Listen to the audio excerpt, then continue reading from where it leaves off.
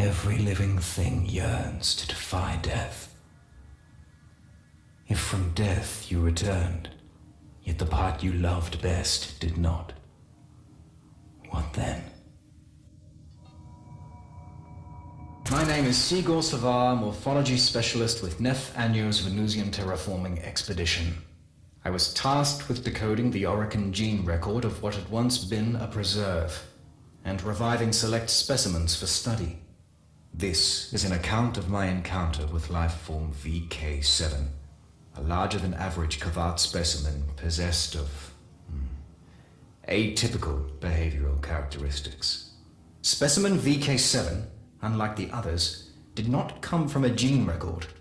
She was found, frozen, in a sealed closet close to the environmental control station. Her unassuming tomb for millennia. Here, then, was an intact example of Oricon-era fauna.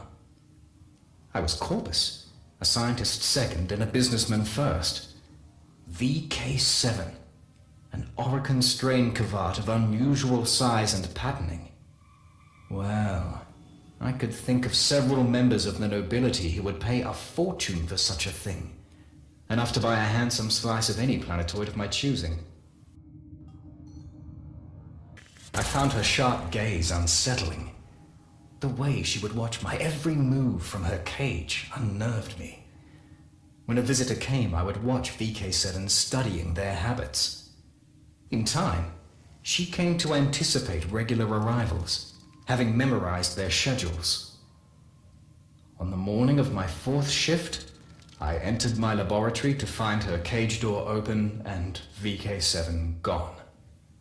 One consequence of breathing life back into a world is unintentionally resurrecting life forms and viruses one finds less desirable. The infestation is both of those things.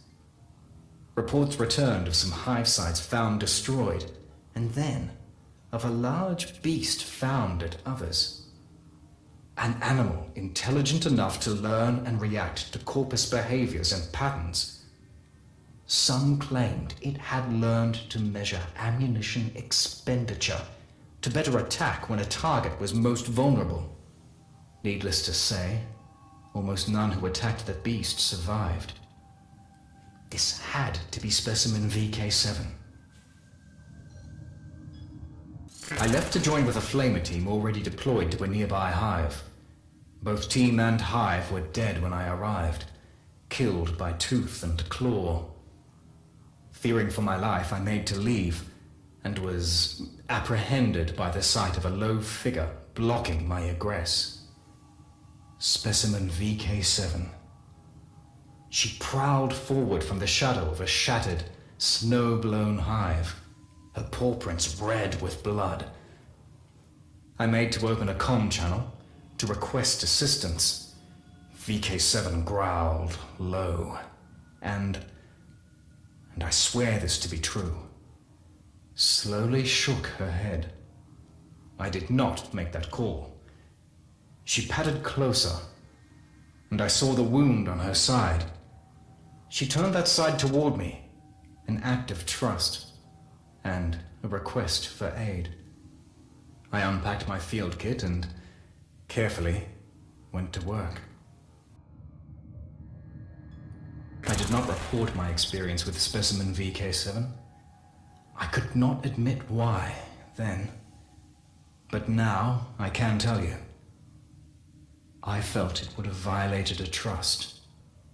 There I was, a morphology specialist, sworn to the Corpus Empire, and yet, for reasons entirely illogical, I placed loyalty to a wild animal above my life oath, and every doctrine that values self-interest above charity. But keep that confidence I did. I think that is why VK7 brought me the hand. Somehow, she had managed to infiltrate the facility, bypass 2 different security gates, and had gained entry to my laboratory without raising an alarm, or my awareness. She held in her jaws a severed hand, blackened, fossilized, gently, She laid it before me and, with a meaningful glance, turned, padded away into the shadows, and was gone. I analyzed the hand. What I learned that night, alone in my laboratory, would become an obsession to focus the remainder of my life. The hand was of Oricon construction, emphasis on that last word. Whoever the original possessor had been, they were born of no mother. In the past, I had been privileged to read some of Alad V's treatises on Warframes, and there could be no mistake. What I held was the hand of one of those very creatures, and one Aniocorp had no record of. Therefore, my first task was to extract a working blueprint, or as near as possible, from the sampled cellular makeup. One word recurred again and again. The word that had once been her name. Khora. Khora. I was convinced. Specimen VK7 wanted Khora resurrected. Why else bring the hand to me? Why trust me with this sole remaining piece of a lost Oricon warrior? The evidence of such rich, nuanced cognition on the part of an animal. That was the real treasure here. The value of which, I knew, would be lost on my superiors. VK7 would be hunted down and, at best, captured for testing. At worst, well. Therefore, I told them none of this. To no avail. Specimen VK7 was tracked to a box canyon 4.3 clicks south-southwest of the atmosphere processing station. The horror of the hives, as she had come to be known, had been deemed unworthy of study, and was to be destroyed in her lair. I positioned myself at the entrance to her cave home and waited, to doom myself in the name of some imagined ideal. My own voice screamed in my head, "What are you doing? What are you doing?" Once, not so long before, I was a man who would have sold this animal for profit. Now I stood in the freezing cold, surrendering all I had for, some would say nothing. I would say, something greater than myself. They came, picking their way through the snow, heads bowed, pushing against a numbing, slashing wind that froze skin and carried my voice to them. I begged them to stop, pleading VK7's case, with a bomb in my hand. It went about as well as you'd expect. They did not listen. Numsol is employed, traditionally, as an animal tranquilizer, but converts to an aerosol easily enough. The canister rolled from my fingers and erupted in a geyser of brown-green gas, thrown towards the hunters by that roaring wind, bathing them. I am a better scientist than saboteur. Their respirators dealt with the Numsol as handily as every other contaminant, and I was promptly arrested. But VK7 did escape. I achieved that much. The atmosphere processor wasn't made for imprisonment or interrogations, but the lack of facilities did not prevent them performing both. Bound and beaten in maintenance closet A5, I told them everything. It doomed me.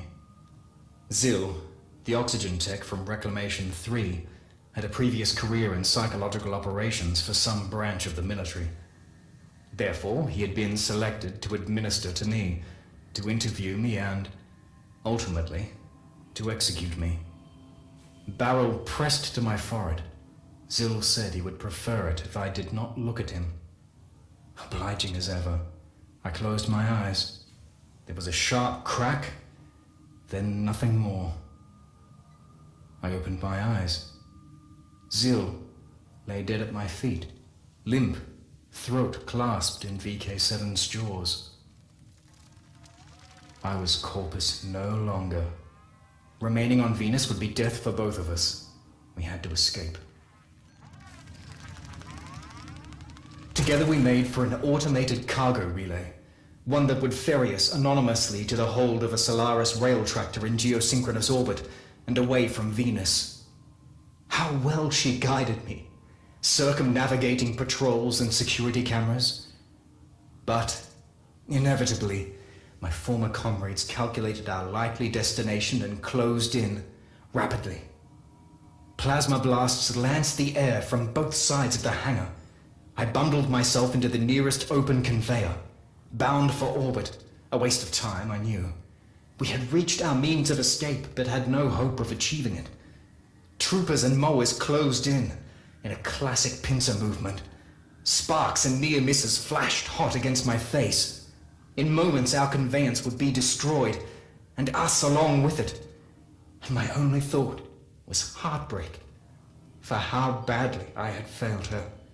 In that final moment, VK7 did something that will stay with me for the rest of my days. With one of her meaningful glances, the last we would ever share, she reared up and activated the conveyor. My pod's door slammed shut, and outside my viewport, she leapt toward the enemy. Before I could slap the release and free myself, the mag rails activated, and I was hauled out of the complex, skyward, and into orbit. Saved, leaving her behind. That was, well, many years ago now. I have spent my life attempting to locate Khora's remains. Contacts inform me she was found, fused but intact, within the Oricon terraforming complex itself, and shipped off-world via a notorious Solaris rail agent, who subsequently vanished. I now believe, firmly, that her remains are to be found on the Eidolon Plains. I go there now, entrusting these encrypted logs to my old friend, Konzu, for safekeeping. There I shall put a lifetime of searching to rest. I have never doubted that VK7 survived Venus. And to this day, I still believe that, before I leave this life forever, I shall one day look up from my writings to find a familiar figure standing in my doorway, alongside her Kavat. I am Sigor Savar, a better man, as it turns out, than a scientist.